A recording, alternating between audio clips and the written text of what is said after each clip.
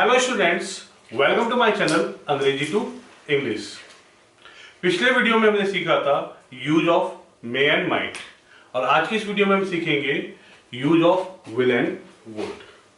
मे और माइट हम पीछे की वीडियो में सीख चुके हैं। Use number 5, will. ठीक है, जिसकी पहचान होगी गा, गे या गी। क्या पहचान होती है इसकी? गागे गी।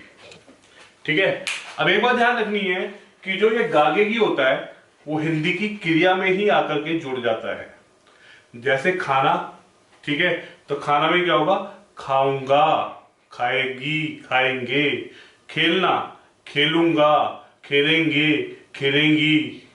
ठीक है, इस तरीके से। सोचना, सोचूंगा, सोचेंगे, सोचेंगी।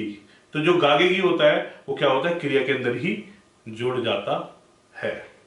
ठीक है, विल जो कि एक मॉडल के रूप में क्या दर्शाता है? फर्स्ट, थ्रेट यानी कि धमकी।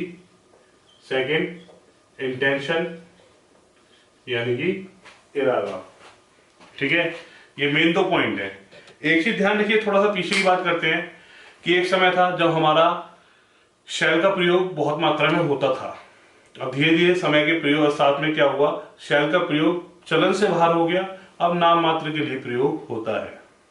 ठीक है, जो शैल का प्रयोग होता था वो फर्स्ट पर्सन के साथ यानी कि आई और वी के साथ होता था। मगर हम धीरे धीरे क्या करते आए कि जो मॉडल वाला विल था उसने धीरे धीरे क्या करा? टेंस वाले विल में शैल को हटा करके विल के रूप में ही आ गया और अपने आप को उससे शैल से रिप्लेस कर लिया। तो हम कोई भी सेंटेंस बोलते हैं आजकल तो विल से ही बोलते हैं। ठीक है, तो यहां पर हम सीख रहे जो मॉडल के रूप में है तो वो क्या फर्क होता था? थ्रेट और इंटेंशन। जब शैल का प्रयोग होता था तो कोई व्यक्ति जब धमकी देता था तो वो शैल ना लगा करके क्या करता था? विल कर देता था। जैसे मैं तुम्हें मार दूंगा, ये वाक्य है कि जैसे मैं तुम्हें मार दूंगा, तो धमकी की बात हो गई। तो यहां पर शैल का प्रयोग नहीं होता। जब शैल का प्रयोग होता था तो वहां पर क्या करते थे? जब फर्स्ट पर्सन जब धमकी दे रहा है तो वहां पर शैल हटा करके हम क्या कर देते थे? विल कर देते थे। तो यानी आप पुराने से पुराना कोई वाक्य पढ़ोगे या कोई मूवी देखोगे जब शैल का प्रयोग भी चलन में था तो आप पाएंगे कि जब धमकी की बात आई है तो वहां पर शैल का प्रयोग नहीं किया गया, बल्कि फर्स्ट पर्सन के साथ में वहां पर विल का प्रयोग किया गया है। स्ट्रक्चर क्या होगा? सबसे पहले सब्जेक्ट, फिर विल, फिर वर्ब की फर्स्ट फॉर्म, फिर ऑब्जेक्ट। जैसे मैं तुम्हें मार दूंगा, धमकी हो गई। मैं यानी आई विल किल यू। ठीक है, या I will kill you. Short में आई विल को हम आई विल भी कहते हैं। हम सच बोलेंगे। आप कितना भी दबाव बना लो झूठ बोलने के लिए, लेकिन हम सच बोलेंगे। क्या हो गया? ये हमारा इरादा हो गया। तो we will speak the truth. मैं कड़ी मेहनत करूंगा, इरादा, तो आई विल वर्क हार्ड। आइए हम समझते हैं इसका नेगेटिव स्ट्रक्चर, जो कि इस प्रकार का होगा। सबसे पहले सब्जेक्ट, फिर विल नॉट, फिर वर्ब की फर्स्ट फॉर्म, फिर ऑब्जेक्ट। ठीक है, तो विल नॉट का स्ट्रक्चर हमारा नेगेटिव स्ट्रक्चर क्या हो गया? Subject plus will not plus V1 plus object.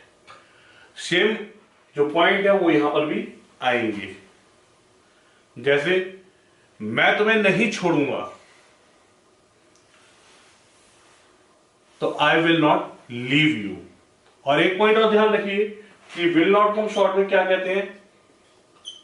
Will not को हम शॉर्ट में कहते हैं वॉन्ट। आप चाहते कह सकते हो आई विल नॉट लीव यू या आई वॉन्ट लीव यू। हम झूठ नहीं बोलेंगे, इरादे को शो कर रहा है। तो हम यानी वी विल नॉट, काम क्या? झूठ बोलना, टेल ए लाई। तो जो सेंटेंस बना वो इस प्रकार बना, we will not tell a lie या फिर we won't tell a lie. मैं आपको धोखा नहीं दूंगा, तो मैं यानी I will not deceive you या आई वॉन्ट डिसीव यू। ठीक है, अब यहां पर भी क्या कहते हैं, हमने वही पॉइंट याद रखना है कि वर्ड की फर्स्ट फॉर्म का प्रयोग करना है। ठीक है, अब हम समझते हैं इसका अगला प्रयोग जो कि है हमारा क्या, वुड। वुड की पहचान क्या हो जाती है, ताते ती। क्या हो जाती है इसकी पहचान वुड की, ताते ती। ये क्या शो करता है, इमेजिनेशन यानी कि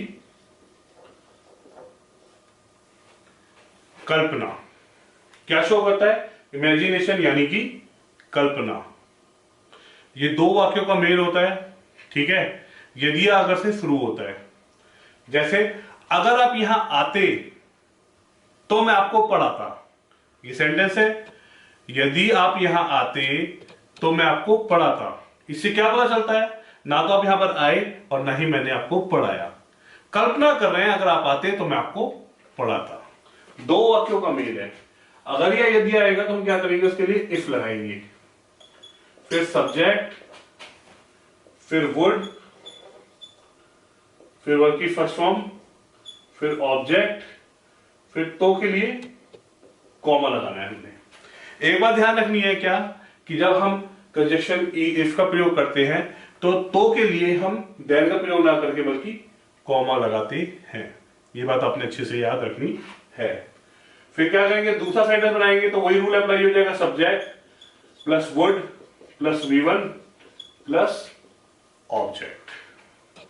अब सेंटेंस बनाते हैं। अगर के लिए इफ आप यहां आते, आप यानी यू, वुड काम लगाना कम, यहां यानी हियर।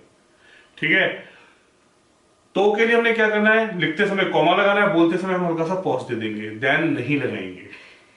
ठीक है, मैं आपको पढ़ाता, मैं यानी आई, फिर वुड काम गया पढ़ाना, टीच आपको यानी you. If you would come here I would teach you. यदि आप कड़ी मेहनत करते तो आप परीक्षा पास कर लेते। If you would work hard, you would pass your examination. यदि वह यहां आती तो मैं आपको कॉल कर देता। अब इससे क्या पता चला, ना तो वो यहां पर आई और ना ही मैंने आपको कॉल की। कल्पना कर रहे हैं अगर वह यहां आती तो मैं आपको कॉल कर देता। If she would come here I would call you. ठीक है, दूसरा स्ट्रक्चर समझते हैं। जैसे अगर मैं सच नहीं बोलता, पहला स्ट्रक्चर हमारा नेगेटिव हो गया, तो क्या आप मुझे सजा देते, दूसरा हमारा इंटेरोगेटिव हो गया। और बात कल्पना की हो रही है। अगर मैं सच नहीं बोलता यानी मैंने सच बोला, अगर नहीं बोलता कल्पना की बात हो गई, तो क्या आप मुझे सजा देते, दी तो नहीं, देते, कल्पना वाली बात आ गई। तो स्ट्रक्चर समझ लेते क्या होगा। सबसे पहले हमारा आ गया इफ, फिर सब्जेक्ट, फिर वुड नॉट, फिर वर्ब की फर्स्ट फॉर्म, फिर ऑब्जेक्ट, फिर तो के लिए हमने क्या करा, कॉमा लगाया, फिर वुड क्योंकि इंटेरोगेटिव है, फिर सब्जेक्ट, फिर वर्ब की फर्स्ट फॉर्म, फिर ऑब्जेक्ट, फिर क्वेश्चन मार्क। अगर मैं सच नहीं बोलता तो क्या आप मुझे सजा देते। अगर के लिए इफ मैं सच नहीं बोलता I would not speak the truth, तो के लिए हमने कॉमा लिख देंगे और बोलते समय हल्का सा पॉज दे देंगे। क्या आप मुझे सजा देते, तो इसका जवाब हाँ ना में आ सकता है, बिल्कुल आ सकता है, हाँ या नहीं। तो हम क्या करेंगे, हेल्प को पहले लेके आए, तो दूसरा वाक्य इंटरोगेटिव है तो हमने क्या करा, सब्जेक्ट से पहले वुड का प्रयोग कर लिया। तो would you punish me, if I would not speak the truth would you punish me. अगर मैं यहां नहीं आता तो क्या आप मेरे पिताजी को कॉल कर देते। If I would not come here would you call my father, would you call my father. ठीक है, उम्मीद करता हूं ये दूसरा स्ट्रक्चर भी आपको अच्छे से समझ में आया होगा। एक बात और ध्यान रखनी है, जब हम इस वाले सेंटेंस को बनाएंगे तो पहला सेंटेंस या तो हमारा नेगेटिव अफर्मेटिव होगा या फिर नेगेटिव होगा। पहला सेंटेंस हमारा इंटेरोगेटिव नहीं होता है, बाद वाला सेंटेंस कोई भी हो सकता है। बाद वाला सेंटेंस आपका चाहो तो अफर्मेटिव हो सकता है, नेगेटिव हो सकता है, इंटेरोगेटिव हो सकता है, इंटेरोगेटिव नेगेटिव हो सकता है, WHW हो सकता है। WHW का उदाहरण लेंगे हम तो क्या करेंगे, इफ प्लस सब्जेक्ट फिर वुड नॉट,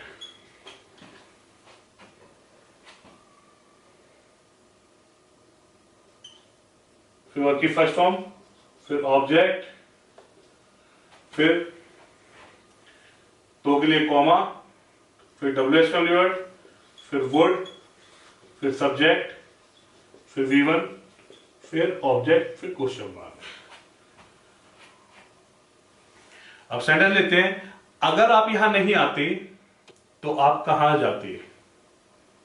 इस वाक्य से क्या पता चलता है, आप तो यहां पर आए हो, नहीं आते तो आप कहां जाते। अगर के लिए इफ, आप यहां नहीं आते, you would not come here. ठीक है, तो के लिए हमें क्या करना है, बोलते समय हल्का सा पॉज दे देना और लिखते समय कॉमा लगा देना है। आप कहां जाते तो where would you go. If you would not come here where would you go. यदि सचिन क्रिकेट नहीं खेलता तो वह क्या करता। ठीक है, तो if Sachin would not play cricket what would he do. उम्मीद करता हूं आपको ये दोनों प्रयोग भी अच्छे से समझ में आए होंगे।